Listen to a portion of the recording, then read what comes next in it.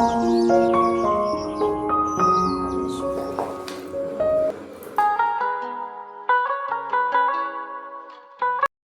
বাজে এখন 10টা। তো 10টার সময় তোমাদের ভাইয়া কিছুটা বাজার নিয়ে আসছে, মানে বাজারগুলো ছিল না তার জন্য। আর আমি কিন্তু তোমাদের সাথে কোনোদিন বাজার টাজার এগুলো শেয়ার করি না আনার পর। তো আজকে দেখলাম যে না, আনলো যেহেতু, ভিডিও করতেছি যেহেতু, তো আপুদের সাথে শেয়ার করি। তো চলো বাজারগুলো গুছাইতে গুছাইতে ভিডিওটা স্টার্ট করে দেই। হ্যালো এভরিওয়ান, আসসালামু আলাইকুম আমার প্রিয় আপুরা, তোমরা কেমন আছো? আশা করি তোমরা সবাই ভালো আছো। আলহামদুলিল্লাহ, তোমাদের দোয়া এবং আল্লাহর অশেষ রহমতে আমিও ভালো আছি। নাজনীন ব্লগ চ্যানেলে আরও একটা নতুন ভিডিও দেখার জন্য তোমাদের সবাইকে স্বাগত জানাইতেছি। আশা করি বরাবরের মতো আজকের ভিডিওটা অপুদের কাছে ভালো লাগবে। যদি ভালো লাগে প্লিজ একটা লাইক দিয়ে আমার পুরো ভিডিওটার পাশে থাকার অনুরোধ রইল। তো এই তো দেখো, ডিম নিয়ে আসছে এক পাতা, তারপরে আলু, পেঁয়াজ, তারপরে ডাল আর লবণ, এগুলাই ছিল না, তো এগুলাই নিয়ে আসছে। তো এগুলো গালামালাই পাওয়া যায়, গালামাল বাজার। তো যাই হোক, রাতে ওইটুকু ভিডিও শ্যুট করে রাখছিলাম, মানে বাজার টাজার গুছিয়ে তারপরে ভাত টাত খেয়ে ঘুমিয়ে পড়ছিলাম। তো এখন কিন্তু সকাল বাজে 7টা, ছেলে স্কুলে চলে গেছে, তারপরে আমি ভিডিওটা স্টার্ট করে দিছি। তো এখানে দেখো তোমাদের সাথে আমি আমার গাছগুলা শেয়ার করতেছি, আর আমার এত ভালো লাগে প্রত্যেকটা দিন এই ফুলগুলা দেখে। তো মাঝে মধ্যেই কিন্তু তোমাদের সাথে আমি শেয়ার করি। দেখো এখানে কতগুলা গোলাপ ফুল ফুটে আছে, আর দেখতে কতটা সুন্দর দেখা যাচ্ছে, মাশাল্লাহ। আসলে আমরা যারা গাছ প্রেমী আছি, গাছ টাছ লাগাই, তারা কিন্তু এই যে ফুলগুলা যে ধরে ফুটে, তারপরে যে কলিগুলা যে আসে, এগুলা দেখে যে কতটা ভালো লাগে, এই ফিলিংস কিন্তু কাউকে আমরা বুঝাইতে পারবো না। যারা আর কি এগুলা দেখে বা এগুলো করে তারাই কিন্তু বুঝবে। তো জানি আমি, আমার মতো আরও অনেক আপুরাই গাছ ভালোবাসে। তো আমিও কিন্তু অনেক ভালোবাসি একদম ছোটবেলা থেকেই। তো যাই হোক, আমার শখগুলা এখন আস্তে আস্তে করে আমি পুরা করতে পারতেছি। আমার হাজব্যান্ড আলহামদুলিল্লাহ আমাকে পুরা করাইতেছে, তো যার জন্য কিন্তু হাজার কোটি শুকরিয়া আল্লাহর কাছে। তো এই যে ছোট্ট ছোট্ট আশাগুলা যে আমরা পূরণ করে মানে করতে পারি, এতে কিন্তু আমরা অনেক খুশি, অনেক হ্যাপি থাকি। আর এটার জন্য পুরাটাই কিন্তু মানে বিয়ার পর যদি তুমি তোমার কোনো স্বপ্ন বা আশা পূরণ করতে পারো, তাহলে কিন্তু পুরাটাই তোমাদের মানে তোমার হাজবেন্ডের জন্যই কিন্তু পারো। তোমার হাজবেন্ড যদি তোমার মনের মতো হয়, তোমার সব কিছুতে যদি সাপোর্ট করে, তাহলেই কিন্তু তুমি তোমার ছোট ছোট আশাগুলা পূরণ করতে পারবা বা স্বপ্নগুলা পূরণ করতে পারবা। আর যদি হাজবেন্ড ভালো না হয়, তাহলে কিন্তু কোনোদিনও এগুলো সম্ভব হয় না।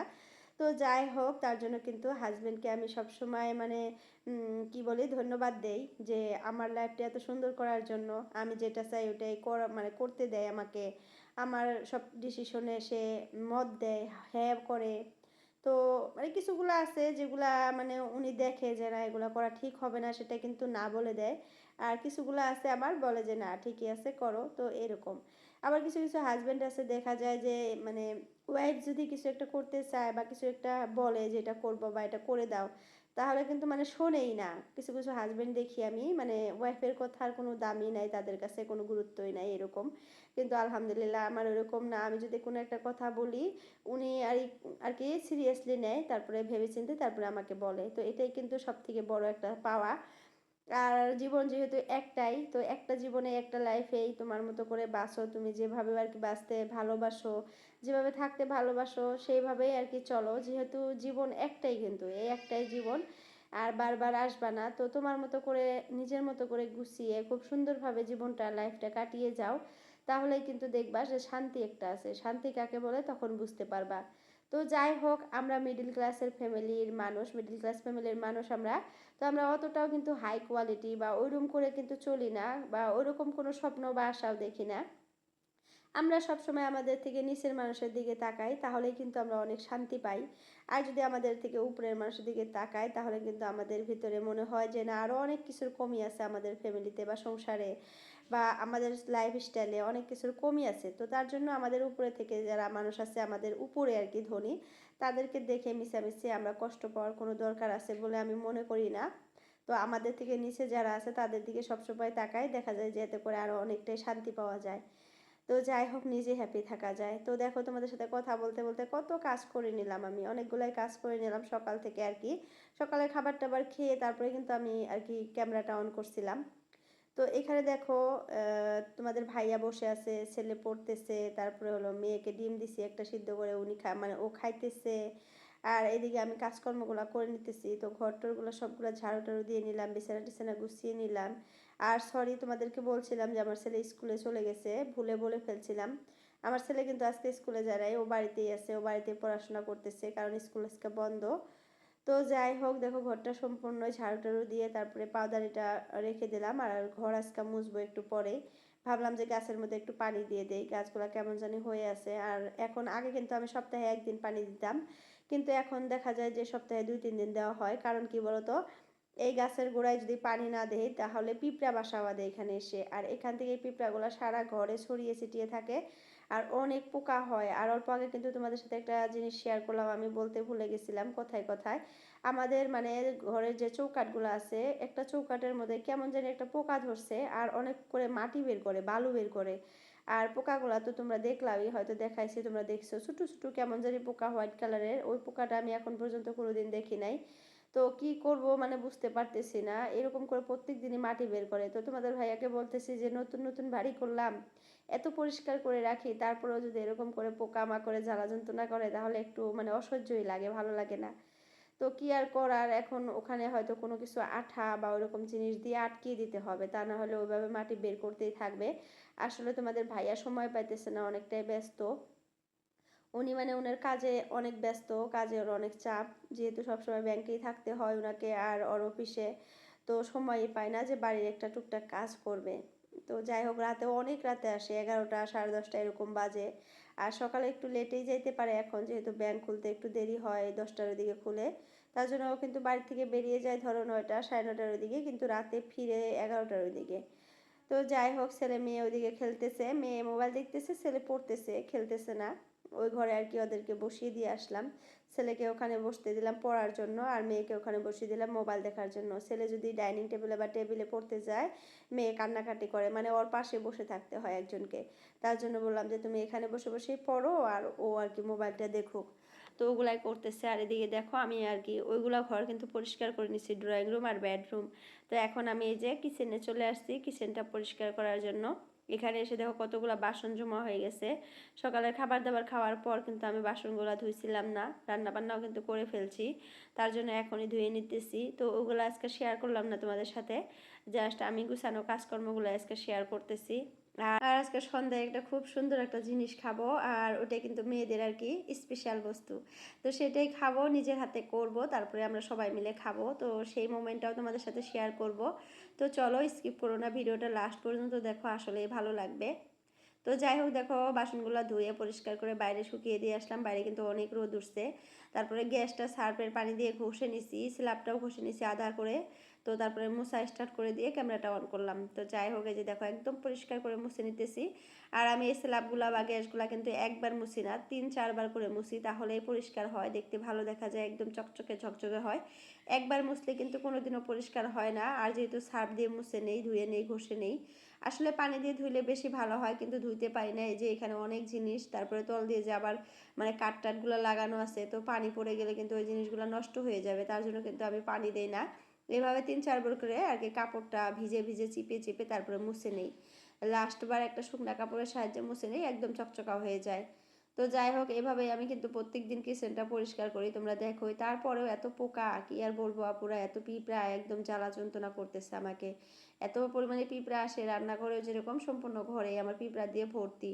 তো পিঁপড়াগুলো মারার জন্য মানে কোনো ওরকম জিনিস পাইতেছি না। ফিনাল দিয়ে ঘর মুছতে চাই, কিন্তু ফিনাল দিয়ে ঘর মুছলে কিন্তু ঘরের মধ্যে একটা বাজে স্মেল বের হবে, মানুষ ভাববে যে হয়তো মানে কি আর বলবো, ফিনালের গন্ধটা তো তোমরা জানোই কত খারাপ একটা গন্ধ।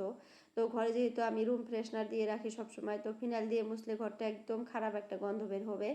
এতে করে কিন্তু ভালো লাগবে না, খাওয়া দাওয়া খাইতেও কিন্তু ভালো লাগবে না, খুব খারাপ গন্ধ, এটা বিষাক্ত জিনিস যেহেতু। তো যার জন্য মুছা হইতেছে না এখনো। তো তোমাদের ভাইয়াকে বলতেছি 2 দিন থেকে যে কিছু একটা করো, কিছু একটা করো, এই পোকামাকড়গুলা মানে শেষ করার জন্য কোনো একটা কিছু উপায় বের করো, বা কোনো এরকম মেডিসিন এনে দাও যাতে পোকামাকড়গুলো আর ঘরে আসে না।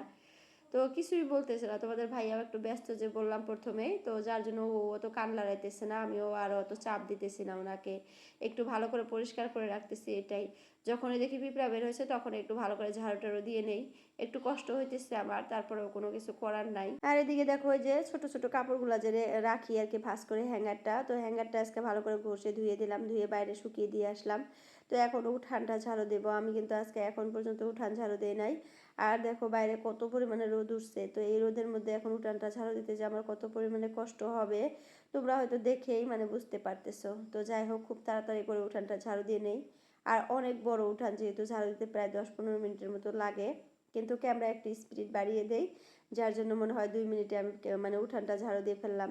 আসলে এইভাবে যদি কাজগুলো করতে পারতাম তাহলে কিন্তু অনেকটাই ভালো হতো, সুবিধা হতো, এত স্পিড। তারপরেও কিন্তু আমি অনেক স্পিডে কাজ করার চেষ্টা করি, তা না হলে কিন্তু আমার সারাদিন কাজ করতেই লাগতো খালি। আমি যদি মানে স্পিড কাজ না করতাম আর স্টেপ বাই স্টেপ কাজগুলো না করতাম, তাহলে কিন্তু আমার মানে সংসারের কাজ সারা দিনেও আমার শেষ করতে পারতাম না। কারণ একটা সংসার পরিষ্কার পরিচ্ছন্নভাবে রাখতে গেলে কিন্তু অনেকটাই সময় লাগে কাজ করতে আর কি। তো তুমি যদি একটু লেজি হও বা ওরকম যদি স্মার্ট না হও ঘরের কাজকর্ম করতে, তাহলে কিন্তু সময়টা আসলে অনেক লাগবে। যদি একটু গুছিয়ে কাজকর্ম করতে পারো আর যদি হাতের স্পিডটাও বাড়ানো থাকে কাজে, তাহলে কিন্তু তুমি পারবা খুব কম সময়ের মধ্যে ঘর বাড়ি পরিষ্কার করে রাখতে। তো যাই হোক, আমি ওইভাবে চেষ্টা করি যাতে খুব কম সময়ের মধ্যে ঘর বাড়িগুলো পরিষ্কার করতে পারি, তারপর সারাটা দিন একটু রেস্ট নিতে পারি। তো এই জন্যই কিন্তু আমি একটু তাড়াতাড়ি করে আর কি ঘরের কাজকর্মগুলো করে ফেলতে পারি আর কি, অল্প স্পিড করে করি যে তার জন্য। আর দেখা যায় যে এরকম করে করি দুইটা কাজ একসাথে কত টাইমে করি, যে এগুলো করলে একটু সময় কম লাগে।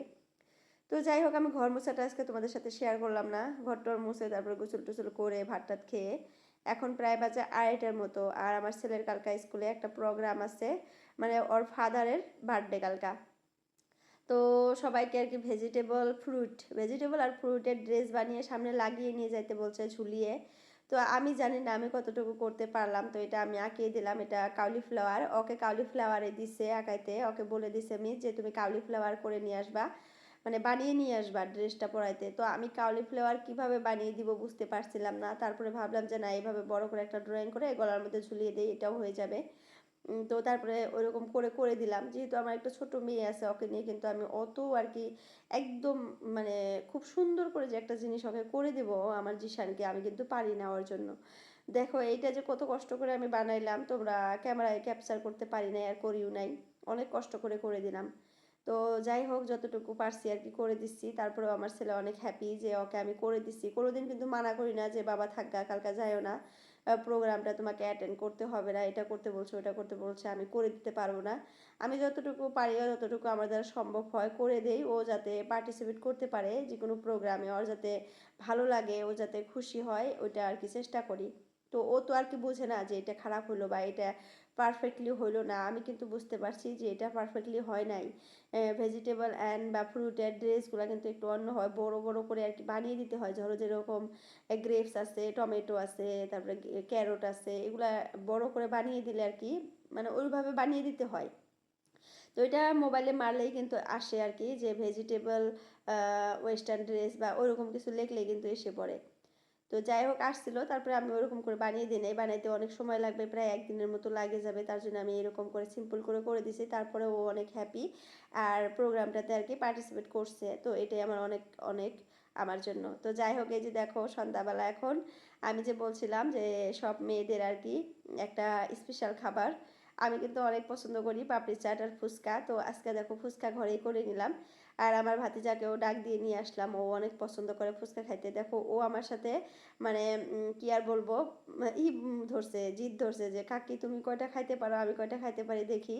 তো ও কিন্তু অনেক স্পিড আমার ছেলের থেকে, আমার ছেলে কিন্তু অত খেতে পারতেছে না, কিন্তু ও মানে মুখের ভিতরে ঢুকাইতেছে আর ঢুকাইতেছে। ওর খাবার দেখে আমি পরে মানে মোবাইলে দেখে হাসতে হাসতে মরতেছিলাম যে ও এভাবে খাইছে।